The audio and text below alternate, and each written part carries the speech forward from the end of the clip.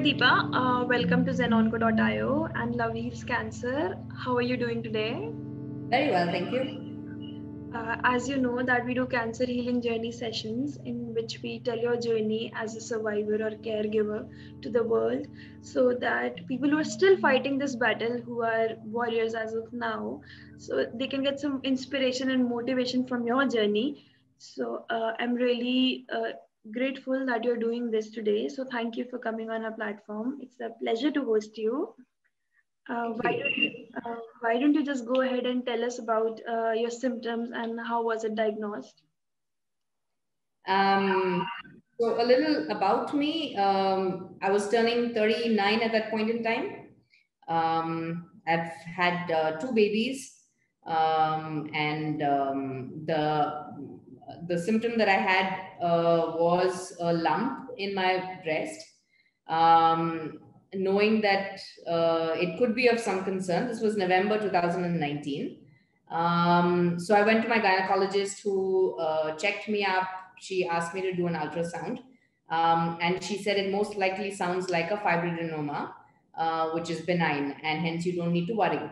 I remember my gynecologist looking at me and saying, you look relieved. You looked really stressed when you walked in, and you look a lot relieved now that I've said this. So this was November 2019. I actually felt relieved. I had my ultrasound. It was a small growth, but at that point in time, it was diagnosed as a fibroadenoma. So life went on from there. I noticed it becoming larger in size, and I wanted to go back to the doctor, but it was March by then, and March was when the first COVID lockdown and all of that stuff. This is March 2020. So the entire lockdown and stuff happened, and then we said, okay, we'll do it. We kept postponing it, assuming that the COVID was a larger challenge to handle than anything else at that point in time. So when I went back to the doctor in June and July beginning. It had grown almost 3 times in size, and hence my doctor said, my gynecologist, she asked me to go get it checked. So we first did an FNAC, identified that there was some symptom of it being cancerous. We had a dear friend of ours in the oncology space, so we reached out to him. That was Dr. Vineet Gupta. He's the oncologist at Sakra Hospital. And we reached out to him. And that's when the entire diagnosis process started. So I had to do a scan, I had to do a biopsy, so multiples of those. And we obviously realized that it was cancerous. So I was stage 2 breast cancer as of July 2020. So after that, what kind of treatments did you take?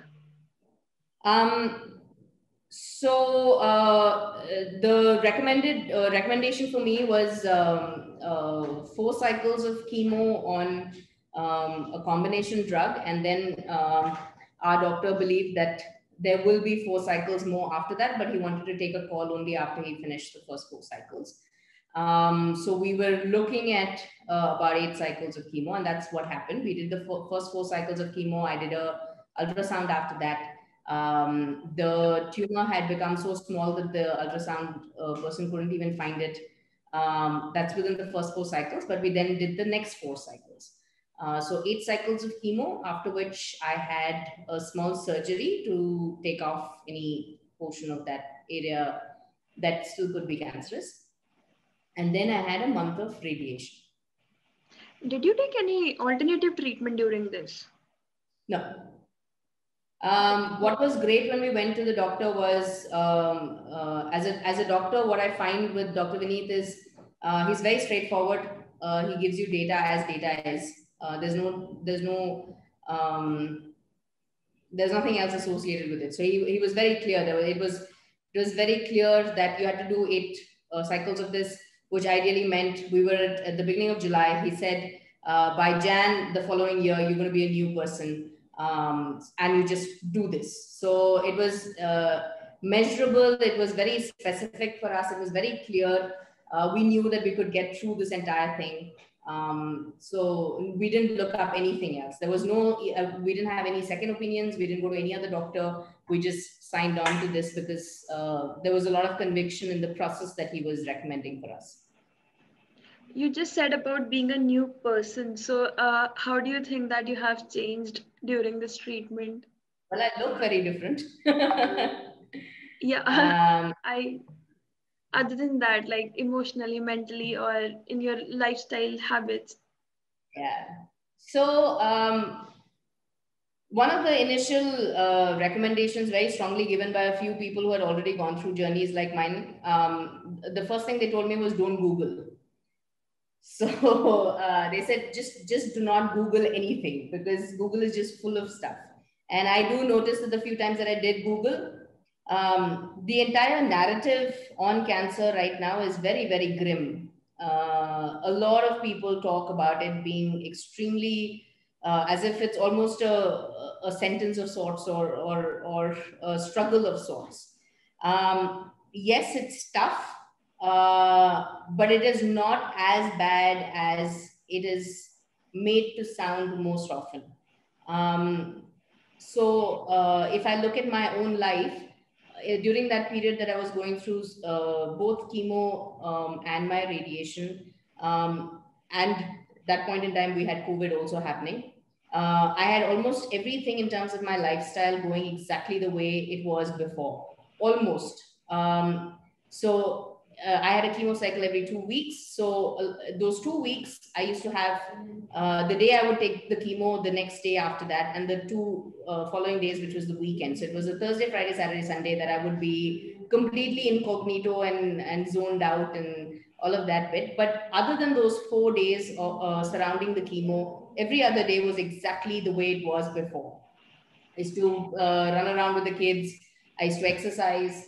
Most of the days I made it to work. So drove down to work, drove back. So the focus really was on keeping life as normal and doing it in that manner. So to be quite honest, no complete life-changing experience of sorts. I genuinely felt that I was sick and I had to get over it. And that's all the credit that I gave during that period. I didn't feel like I was going through a tremendously difficult journey. Another critical hurdle that we had to cross, the doctor from the beginning had told me the combination of medicines that I was using, I will lose my hair. I had long hair and not very long and all, but you're used to a particular, long hair look. That was one challenge that I felt was mentally a little exhausting because you constantly kept wondering what was going to happen, what would you look like and stuff like that. I was a month into my chemo when my hair really started falling a lot and it was just a mess. And we decided to shave off my remaining hair at that point in time. And I looked at myself in the mirror as it happened.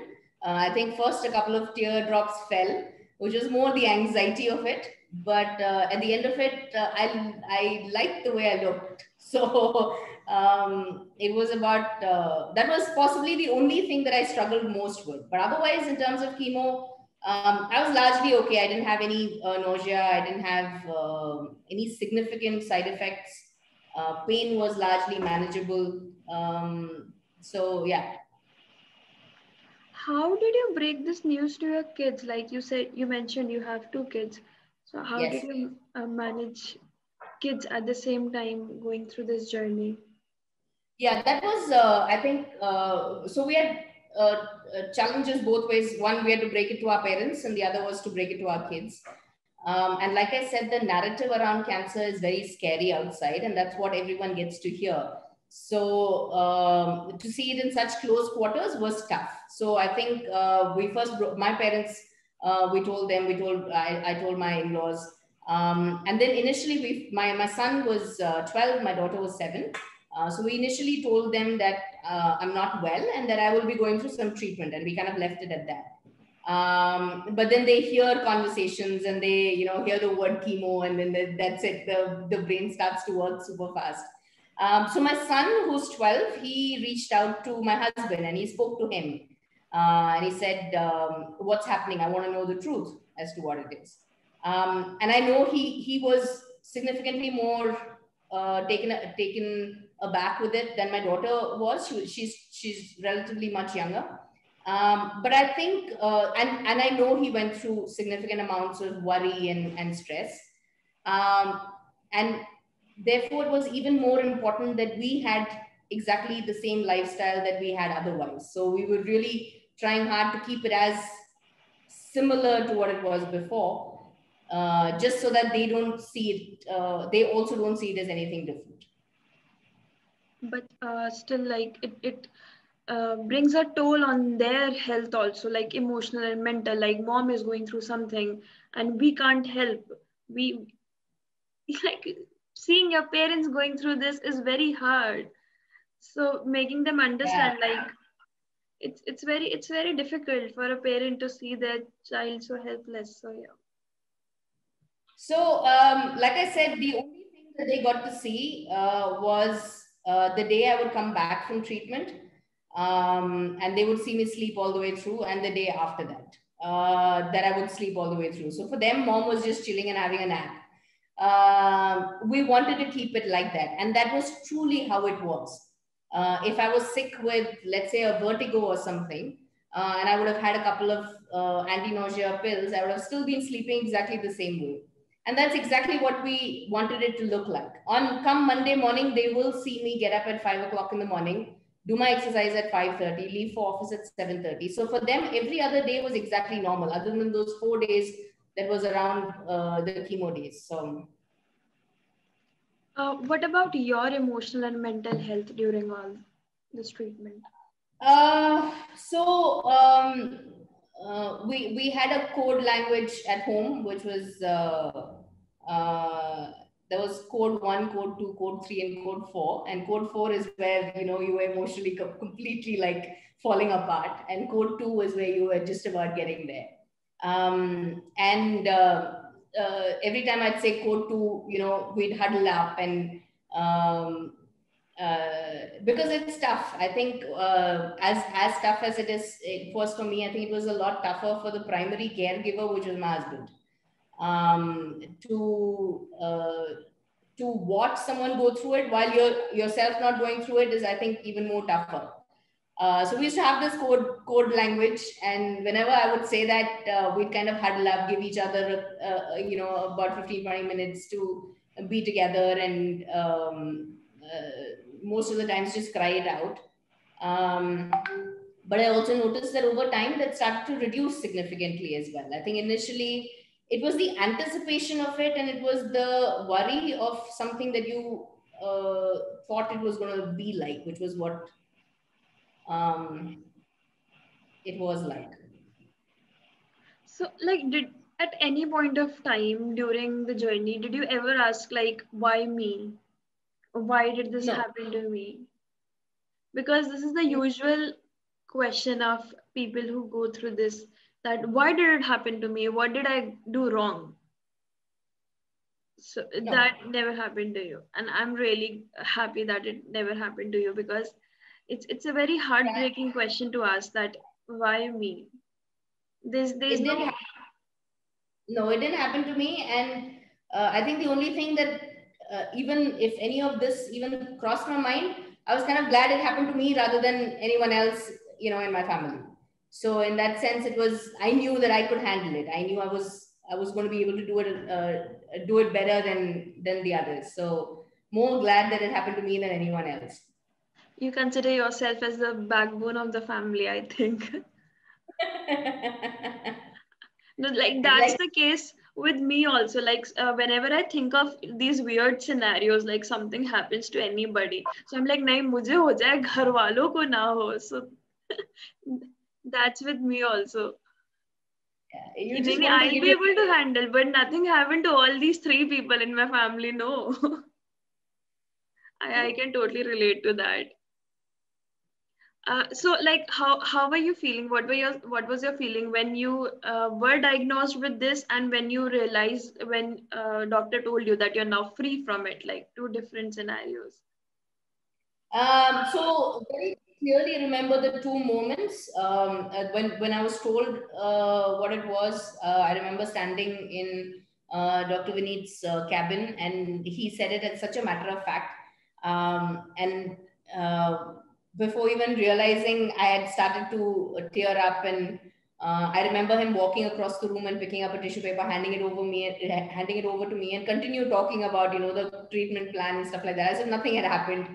And to the point where we every test that we went through post that, we knew that there was significant improvements, if not like complete improvements. So we knew we were headed the right direction. But obviously, the day it was over and done with, dusted out, there's a huge sigh of relief, saying, "Okay, this is behind us now." So yeah, felt fantastic. What about reoccurrence? Like, do you ever fear that there might be reoccurrence? Not really. No. Because there are some years time that they take, like this much year you are still in remission, I guess, and then you can stop going for follow-ups. Yeah, I've been told that I've got to go for follow-ups for life. So I'd probably be constantly careful about it and get myself checked as often as required. But I'm not sitting with that worry. I also think that somewhere the advancement in terms of treatments have been a lot better today. So I have a lot of belief that there's significant portions of this that they've cracked. So not in that worry yet.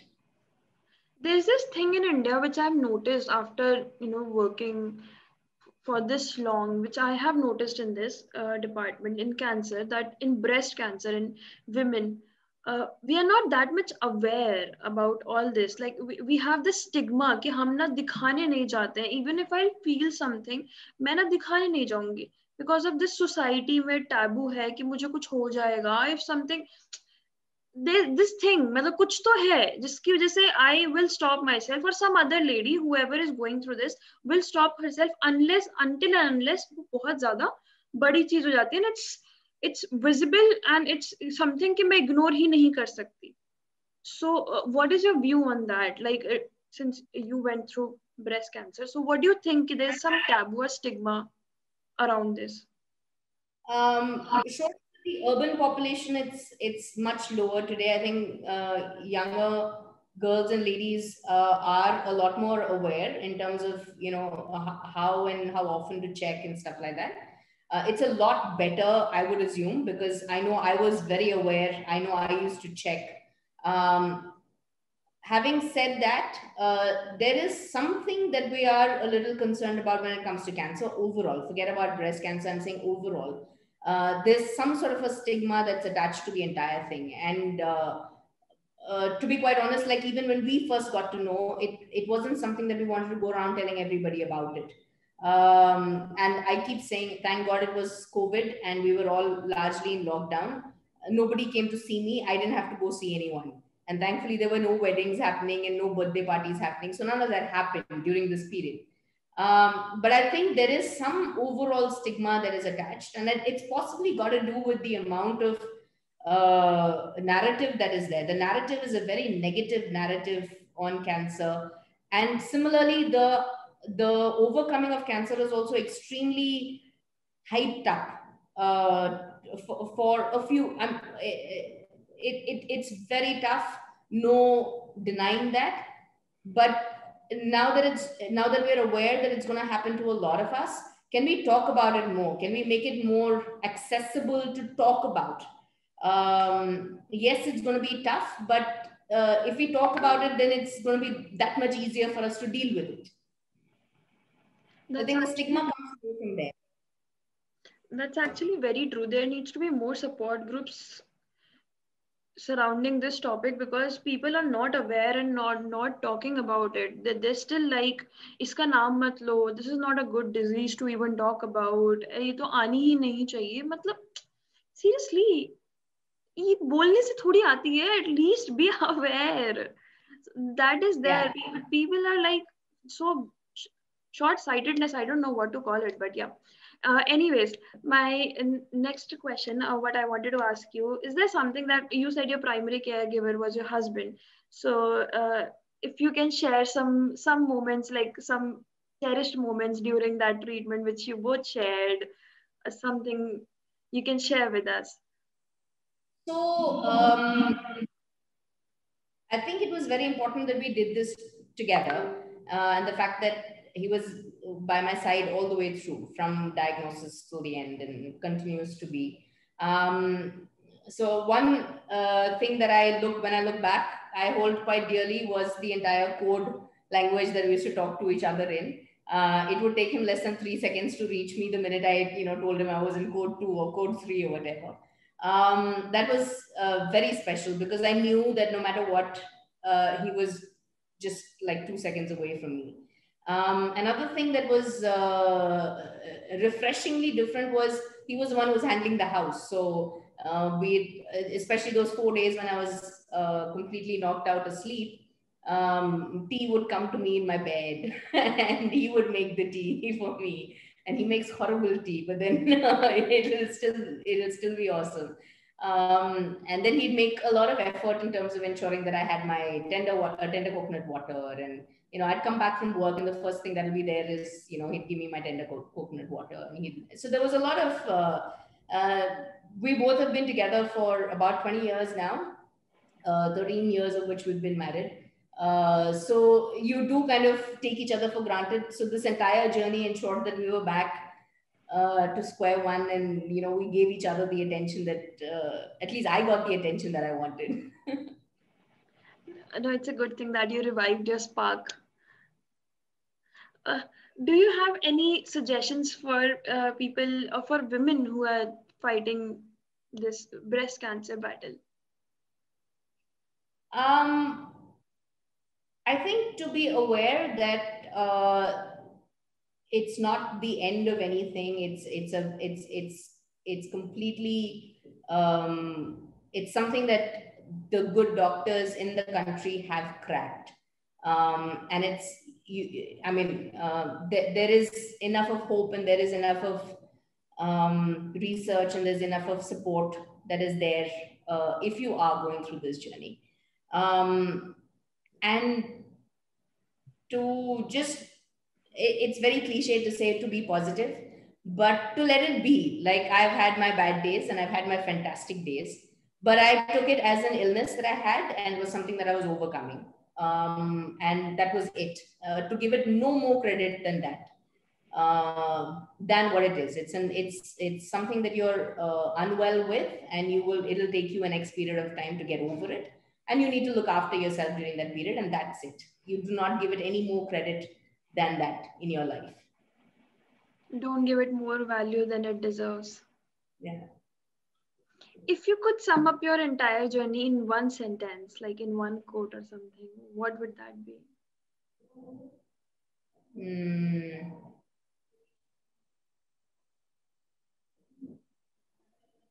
I think the only thing that I've walked away with very strongly is that the entire process is very doable.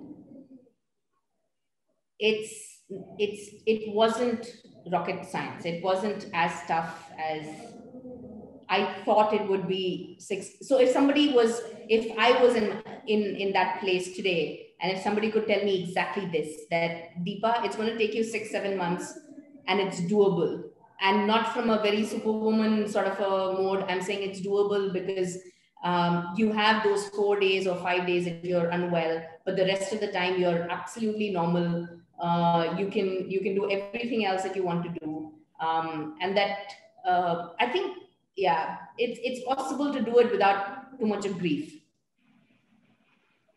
I'm sure people will appreciate this honesty a lot, that at least you're speaking the truth, that it can be done, and it's not so difficult that people claim to be. It's chemo is going to be so hard, chemo is going to be so painful. It is painful, no doubt, but let's not take away that it is painful. Yeah, it is painful, no doubt, but it's something that they can go through. They can pull through that. Yes. So, your body heals in amazing ways. Yeah. Yeah, it's mysterious. Our body can bear so much pain, because I think we won't get this much pain if we can't go through it. Like why would we even get it? अगर हम bear ही नहीं कर पाएंगे तो हमें मिलेगा ही क्यों? So that's like how it works. Anyways, I just have this one last question. As you know, at zenonco.io, we work for like we help cancer patients through their journey from diagnosis to like different end-to-end care to forever. So, what do you think about our work? I think it's amazing, and that's how I reached out to you as well, because I felt the biggest thing that if I wanted to take away from this entire journey of mine is that if I can help change the narrative of cancer in India, I'd be if there's even a little bit that I can do towards that direction, I believe that would be great for me as a personal journey. The narrative has to be a real narrative. Yes, it's very tough. Yes, there are some people who find it extremely difficult if they're in later stages, and if the course of treatment is very difficult. Yes, it is tough for a lot of people. Yes, it's also doable for a lot of people. And can we talk about it more so that we understand uh, where we are in this entire spectrum of this journey. So that's why I've reached out to you guys as well, because I believe you're already working in that journey of changing the narrative. So it's important because there are young people that are possibly going to go through this. And we need to ensure that they are informed of the fact that there's also great cases, and there's also easy people who've had it, who've been able to, go through it in an easier manner. That's very true, actually. We do hold like healing circle sessions, healing circle talks, like as a support group sort of thing, every Saturday or Sunday, where we talk about, you know, cancer and things related to cancer, so that people can get some awareness, at least some awareness. So, talking about it, talking about the symptoms, or how to deal with it, how to deal with emotional health, mental health, anything, any little bit that we can help. So, something to make their journey easier. So that's what we're trying to do. And yeah, what I wanted to tell you is that the thing you said, that you thought that it happened to you and not to your family members, that you are strong enough. And I can say now that after talking to you only for 30 minutes though, but I can come say that you are actually very strong and you could handle it, because during all, like, throughout this 30 minutes you were smiling and you were saying, no, it's nothing, I can do it, I did it. It's completely nothing. And seriously, it's amazing. I'm really happy to see you so inspired. You are so inspiring. You are amazing, honestly. Thank you. You are strong, and you were strong enough that you went through this journey and you came out so strong. So yeah, I sometimes lack words when when I get, I get nervous when I'm praising people, so I lack words. But you understand my feelings, right? You get the sentiments, what I'm trying to say. So yeah, thank you, Deepa. Yes. Thank you from zenonco.io and Love Heals Cancer for doing this session. And I'm sure a lot of people will hear this and get some help, some motivation, some inspiration from this. Thank you for coming on our platform and doing this. It was a pleasure to Thank host you. you. I hope you had a Thank great you. time. Yes. Thank you. Thank you.